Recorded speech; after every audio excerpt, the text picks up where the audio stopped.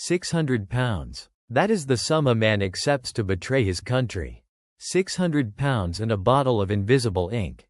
It is 1942, and Europe burns. Allied forces struggle against the Axis juggernaut, their every move scrutinized, their intentions guessed. But in the shadows, a single man, armed with little more than an extraordinary imagination and a profound distaste for tyranny, embarks on a mission that will reshape the course of the war. He is a spy, a master of deception, yet he possesses no training, no networks, no official backing. How does a man with nothing convince the most formidable intelligence agency in the world that he commands a vast network of agents, ultimately diverting entire armies and saving countless lives? The answer lies in a web of lies so elaborate, so audacious, it defies belief. The year is 1942. The Second World War rages across the globe, and the European theater is a crucible of conflict. Britain stands as a solitary bastion against Nazi Germany, its very survival hinging on intelligence and ingenuity. In this desperate landscape, we find Juan Pujol Garcia, a Spanish national born in Barcelona on February 14, 1914. Juan Pujol comes from a family of liberals. His father is a cotton factory owner. His early life is marked by a deep-seated aversion to political extremism, forged during the brutal Spanish Civil War. He experiences firsthand the horrors inflicted by both Republican and nationalist factions, developing a profound loathing for both fascism and communism. Before the war, Juan Pujol leads a modest life, working as a poultry farmer and managing a small hotel. Yet, within this ordinary man burns an extraordinary desire to contribute, for the good of humanity, to strike a blow against the Axis powers. He believes Britain, standing alone against the might of Nazi Germany, represents the best hope for a free Europe. He is married to Araceli González Carballo, and together they share a vision for a world free from the grip of totalitarianism. Juan Pujol is not a soldier, not a trained operative, but he possesses an innate talent for performance, an actor's instinct for crafting believable narratives. This unusual combination of conviction and cunning will soon make him one of the most remarkable figures in military history. Juan Pujol's path to becoming a double agent is anything but straightforward. His initial attempts to offer his services to the British Embassy in Madrid, starting in January 1941, are met with repeated rejections. He tries 3 separate times, even involving his wife, Araceli, in one desperate plea, but each time, British intelligence dismisses him, wary of potential German infiltrators or simply overwhelmed by unsolicited offers. They see an enthusiastic amateur, not the cunning operative he is about to become. Undeterred, Juan Pujol devises a daring, unconventional plan. He will establish himself as a German agent first, thereby gaining the credibility necessary to then offer his services to the British as a double agent. In Madrid, he approaches Friedrich Knapp Raty, an Abwehr, German military intelligence agent known by the codename Frederico. Juan Pujol presents himself as a fanatically pro-Nazi Spanish government official, claiming he can travel to London on official business and is eager to serve the Third Reich. The Germans, eager for intelligence from Britain, accept his fabricated persona. They give him a crash course in espionage techniques, including the use of secret writing. They provide him with a code book, a bottle of invisible ink, and an initial sum of £600 for expenses. His instructions are clear: travel to Britain and establish a network of agents there. However, Juan Pujol has no intention of going to England. Fearing immediate capture or exposure due to his lack of actual contacts or knowledge of Britain, he instead moves to Lisbon, Portugal. From this neutral territory, he begins to construct an elaborate, entirely fictitious spy network. Without ever setting foot on British soil, Juan Pujol fabricates detailed intelligence reports for his German handlers. He meticulously gleans information from readily available public sources: a blue guide to Britain, train timetables, cinema newsreels, magazines, British newspapers, and reference books found in local libraries and newsstands. He invents a sprawling network of sub-agents, each with a unique backstory, personality, and area of operation.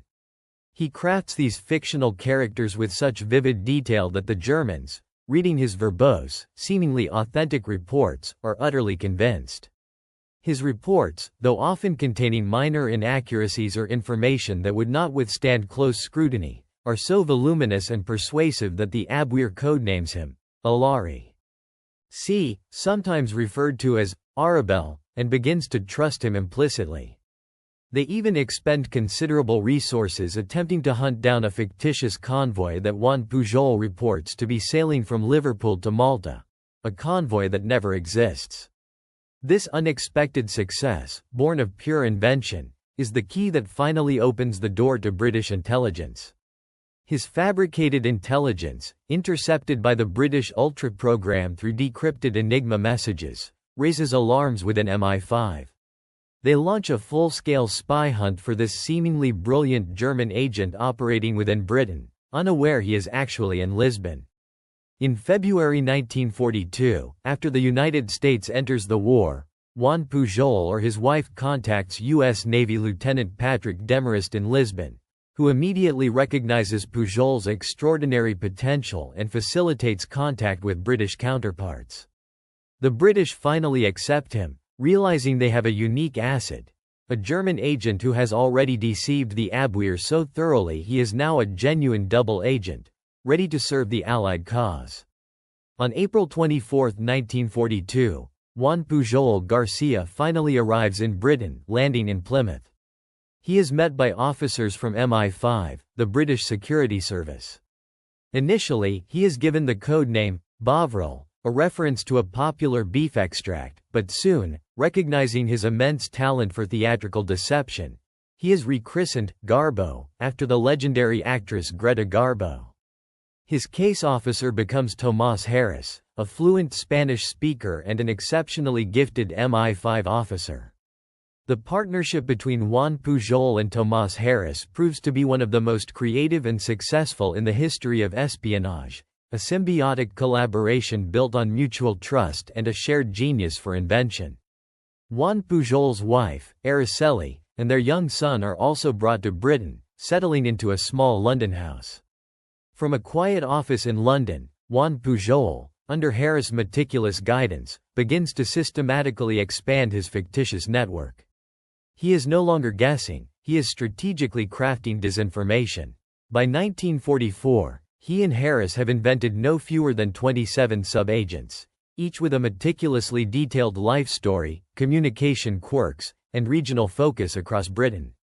These notional agents include characters such as a Venezuelan living in Glasgow, a Swiss man named Gerbers, an unnamed man from Venezuela, an indiscreet U.S. Army sergeant, a Welsh nationalist leading a fictitious fascist group called the Brothers of the Aryan World Order, in Swansea, a soldier in the 9th Armoured Division, and an Indian poet in Brighton. The Germans, completely unaware of the deception, are enthusiastically funding this entire phantom network, sending substantial sums of money, ultimately nearly $340,000, which flows directly into Allied coffers. Communication with his German handlers in Madrid is initially maintained through ostensibly innocent handwritten letters containing secret ink.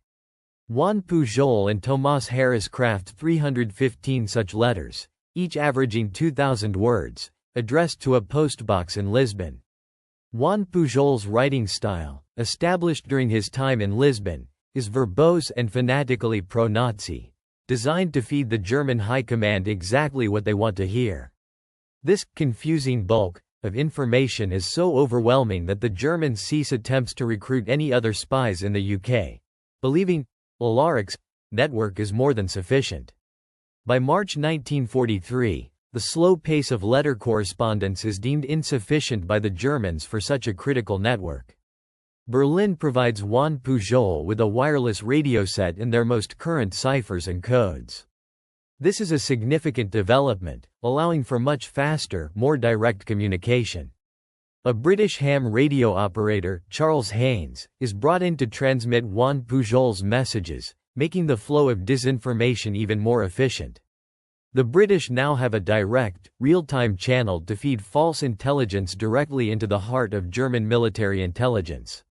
This closed loop, where the Allies can send disinformation and then monitor its reception and impact via ultra-intercepts of German Enigma communications, is an unprecedented advantage. As 1944 dawns, the strategic situation in Europe intensifies. The Allies are deep into planning Operation Overlord, the massive invasion of German-occupied Western Europe. The Germans, anticipating an Allied invasion, urgently request information from their trusted agent, Alaric, about the timing and location of this monumental event. This sets the stage for Juan Pujol's greatest contribution, Operation Fortitude, the deception operation designed to mislead the Germans about the D-Day landings. Operation Fortitude is divided into two main parts: Fortitude North, which aims to convince the Germans of an invasion of Norway, and Fortitude South, which focuses on misleading them about an assault on the Pas-de-Calais region of France. Juan Pujol is central to Fortitude South. The core of this deception is the creation of a Phantom Army, the first U.S. Army Group, FUSAG, commanded by the formidable General George S. Patton. This entirely fictional force, supposedly comprising 150,000 men, is stationed in southeast England, primarily in Kent and Essex, directly across the narrowest part of the English Channel from Pas-de-Calais. The Allies go to extraordinary lengths to make FUSAG appear real.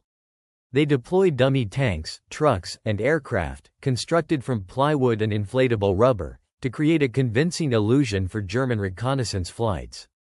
False radio traffic is generated, simulating the immense communications of a large army group preparing for invasion. Juan Pujol's fictitious agents provide intelligence reports detailing the movements, training, and readiness of FUSAG, all pointing towards Pas-de-Calais as the inevitable landing site. Between January 1944 and D-Day on June 6, Juan Pujol sends over 500 radio messages to his German handlers, sometimes as many as 4 transmissions a day. These messages are a carefully orchestrated blend of minor, verifiable truths, to maintain credibility, and crucial, strategic falsehoods. He reports on logistical buildups in southeastern ports, troop concentrations, and other indicators of an imminent invasion, all directed towards Pas-de-Calais. The Germans, monitoring their own reconnaissance and relying heavily on Alaric's seemingly impeccable intelligence, eagerly consume this information.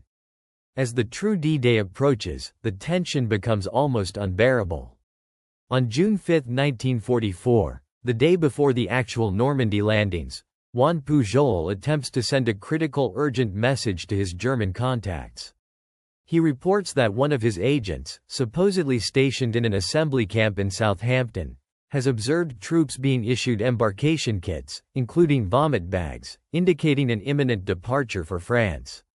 This message is intended to provide a final, last-minute confirmation of the invasion, bolstering his credibility even further.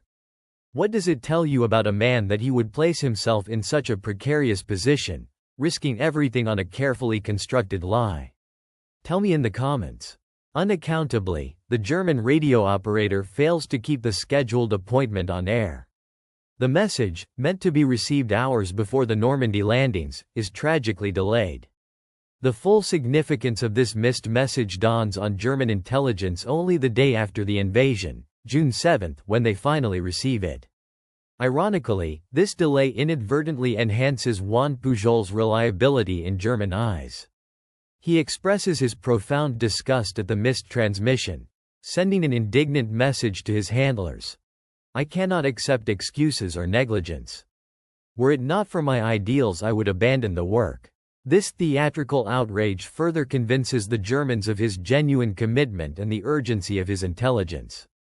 On June 6, 1944, as the largest amphibious invasion in history unfolds across the beaches of Normandy, Juan Pujol is at his post, sending a message that lasts an astonishing 129 minutes.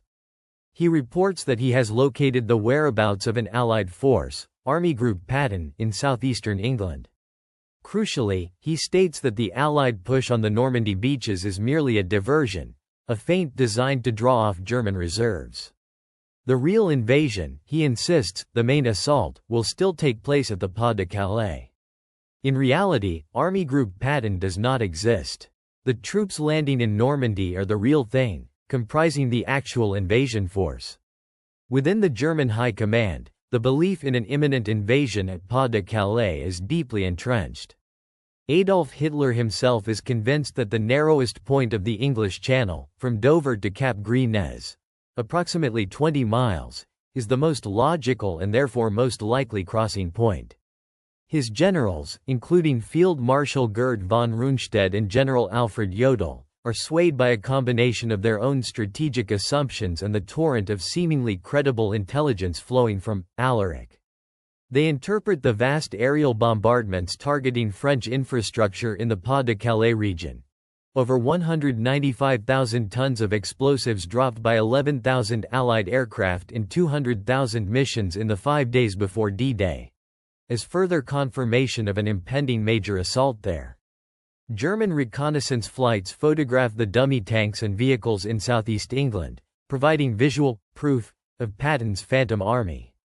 When reports of landings in Normandy begin to filter in on June 6, the initial reaction within the Oberkommando der Wehrmacht (OKW) is not one of alarm, but of confirmation. This must be the diversion Alaric has warned them about, designed to fix their forces while the true invasion force prepares to strike at Calais. They believe Juan Pujol's reports, corroborated by their own reconnaissance and Hitler's strategic intuition, are providing an invaluable early warning system. The confusion is palpable, but the overall message is clear. Hold the line at Pas de Calais. 3 days after D-Day, on June 9, 1944, Juan Pujol sends perhaps his most important message of all. It is a very long transmission, urgently requesting immediate relay to the German High Command.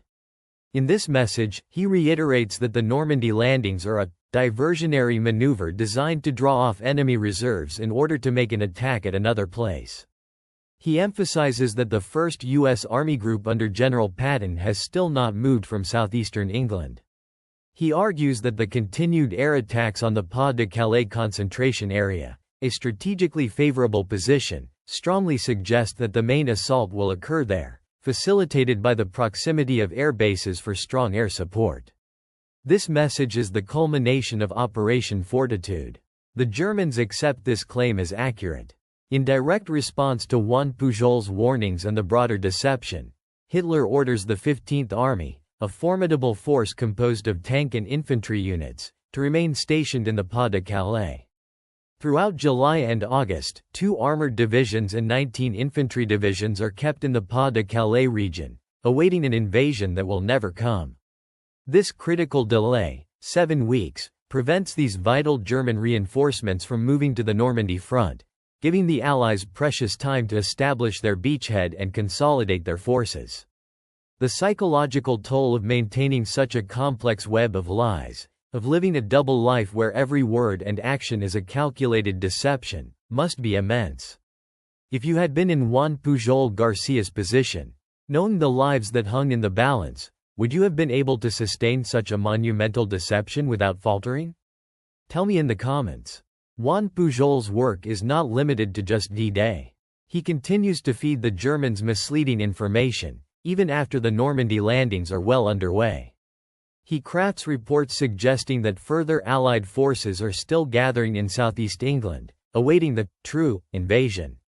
These reports are meticulously designed to reinforce the German High Command's existing biases and prevent them from redeploying troops to Normandy.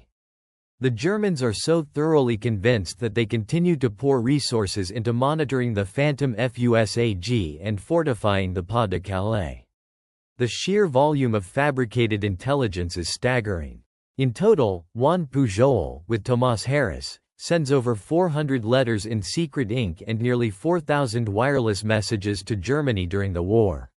Each message, each report, is a brick in the wall of deception, carefully laid to build an impenetrable illusion. The fictitious agents acquire detailed backstories, even developing personalities and problems that Juan Pujol reports to his German handlers. One agent, supposedly a loyal Welsh fascist, is arrested by the British, further enhancing Juan Pujol's credibility when he explains the loss of contact. These dramatic flourishes add layers of realism to the deception, making it incredibly difficult for the Germans to detect the fraud. The success of Operation Fortitude is not just about diverting troops.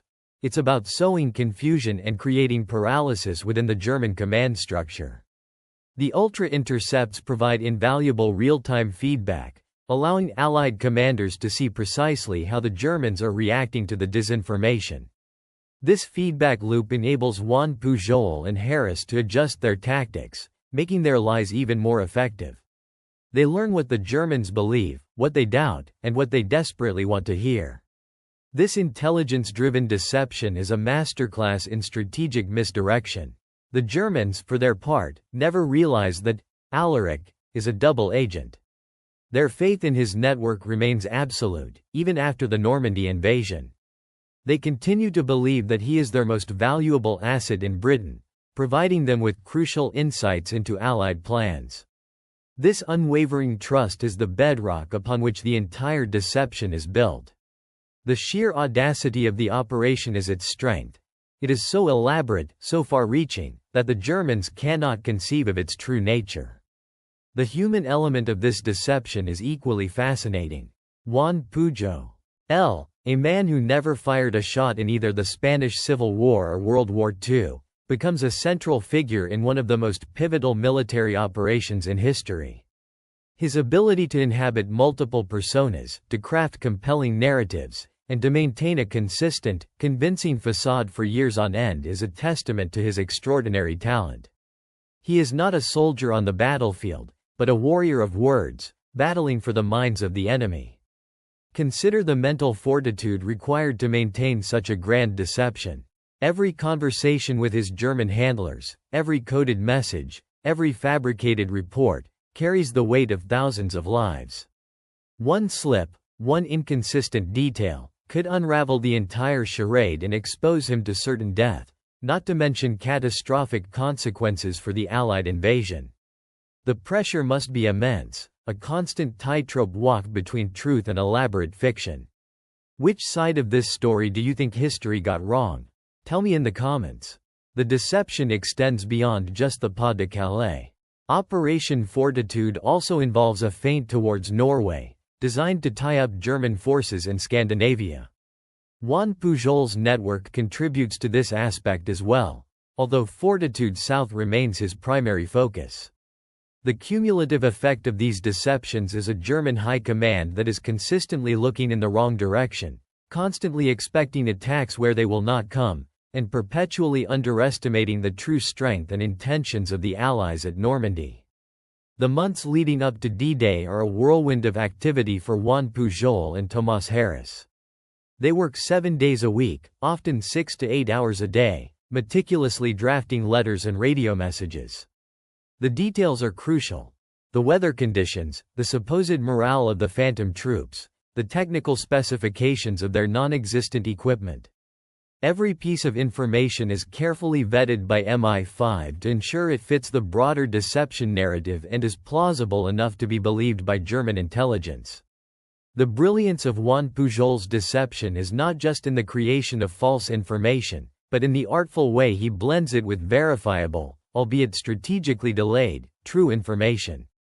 For example, he might report a true piece of intelligence that arrives just late enough to be useless to the Germans, but which, when later confirmed, reinforces his credibility. This delicate balance of truth and fiction makes his reports incredibly potent. As the Normandy bridgehead expands, the German High Command's initial assessment that it is a diversion slowly begins to erode. However, the deeply ingrained belief in the Pas de Calais invasion, fostered by Juan Pujol's relentless efforts, continues to hold sway.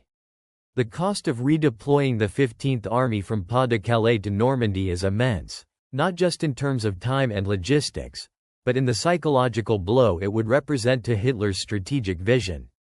The longer they hold their forces, the more difficult and costly any eventual redeployment becomes. The role of the French resistance is also critical in substantiating the deception. While not directly controlled by Juan Pujol, their intelligence-gathering efforts and acts of sabotage are carefully coordinated with the broader deception plan. They provide the Allies with vital information about German troop movements and fortifications, while also creating diversions and disruptions that further confuse the German High Command. The relentless pressure on Juan Pujol and Harris, particularly in the lead-up to and immediate aftermath of D-Day, is immense. They are essentially writing a multi-volume novel in real time, with the fate of nations hanging on every plot twist. The fictitious agents, with their diverse backgrounds and reporting styles, demand constant attention and consistent character development. Juan Pujol even invents scenarios where his agents fall ill or face personal problems, explaining temporary silences or changes in their reporting. This level of detail is what makes the deception so utterly convincing. What does it tell you about a man that he made that choice with everything to lose? Tell me in the comments. The morning of June 9, 1944, 3 days after the thunderous assault on the Normandy beaches, marks the absolute apex of Juan Pujol Garcia's deception. Allied forces are fighting desperately to expand their fragile foothold in France, facing fierce German resistance. The success or failure of the entire invasion hinges on preventing German reinforcements, particularly the 15th Army, from reaching the Normandy front. At this critical juncture, Juan Pujol's radio messages become the linchpin of the entire Allied strategy. From his secure location in Anden, Juan Pujol transmits his longest and arguably most vital message to his German handlers. The words are carefully chosen, crafted in collaboration with Tomás Harris, designed to exploit every existing German bias. He reports a meeting with his network of agents, a flurry of fabricated intelligence painting and detailed picture of the situation. He states, with absolute authority, that the 1st U.S. Army Group, FUSAG, under the command of General Patton, remains firmly entrenched in southeastern England. He describes the vast phantom formations, the endless rows of dummy vehicles, the simulated radio traffic, all of which German reconnaissance has already confirmed. He asserts that the Normandy landings are nothing more than a diversionary maneuver, a clever feint orchestrated to draw German reserves away from the true target. The real assault, he insists, is still destined for the Pas de Calais. He paints a vivid picture of the continued air attacks on this region, suggesting they are softening the ground for the main thrust. He emphasizes the strategic advantages of the Pas de Calais, its closer proximity to air bases, which would facilitate continued strong air support for a larger invasion. This is the final, decisive blow in the psychological war. The message is received in Madrid and immediately relayed to the German High Command. The ultra intercepts at Bletchley Park confirm its reception and, more importantly, the German reaction.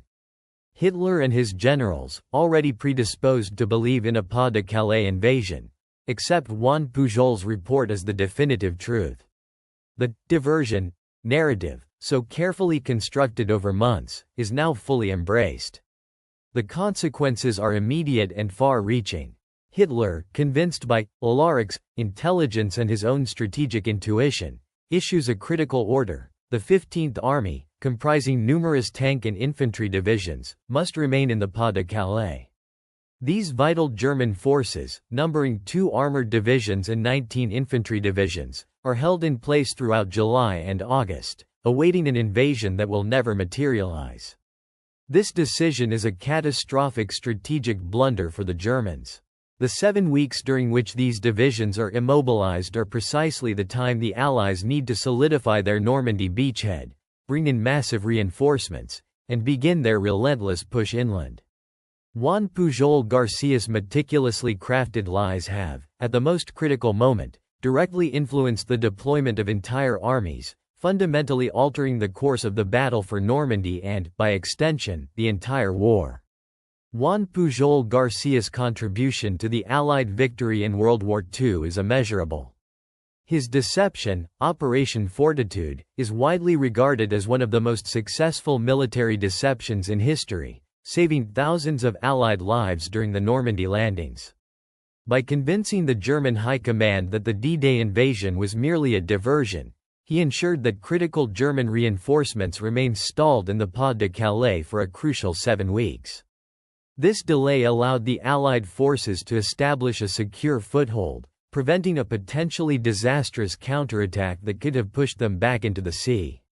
His unique journey, from a rejected volunteer to a meticulously crafted double agent, highlights the power of individual ingenuity in the face of overwhelming odds. He never fires a single shot in the war, yet his actions are as decisive as any major battle. His partnership with Tomás Harris is a testament to the effectiveness of human collaboration, even in the clandestine world of espionage. Together, they weave a tapestry of lies so intricate and compelling that it becomes more believable than the truth. In recognition of his extraordinary service, Juan Pujol Garcia receives high honors from both sides of the conflict. On July 29, 1944, the Germans award Alaric the Iron Cross Second Class for his perceived invaluable contributions to their war effort. Later that year, on November 25, 1944, King George VI of Britain appoints Juan Pujol Garcia a member of the Order of the British Empire, MBE. He is the only person in World War II to be decorated with high honors by both the Axis and Allied powers for his wartime activities. After the war, Juan Pujol fears reprisals from surviving Nazis. With the assistance of MI5, he fakes his death from malaria in Angola in 1949. He then moves to Lagunias, Venezuela, where he lives in relative anonymity for decades, running a bookstore and gift shop. He divorces his first wife and remarries, having more children. His children from his first marriage are initially unaware of his true fate. It is not until 1984 that he resurfaces publicly, leading to a reunion with his children and a belated, but well-deserved, recognition of his incredible story. Juan Pujol Garcia dies in Caracas, Venezuela, in 1988, at the age of 74, a quiet end for a man who orchestrated one of history's loudest deceptions. His legacy is not just one of military success, but of the profound impact a single individual, armed with intelligence and integrity, can have on the course of human events.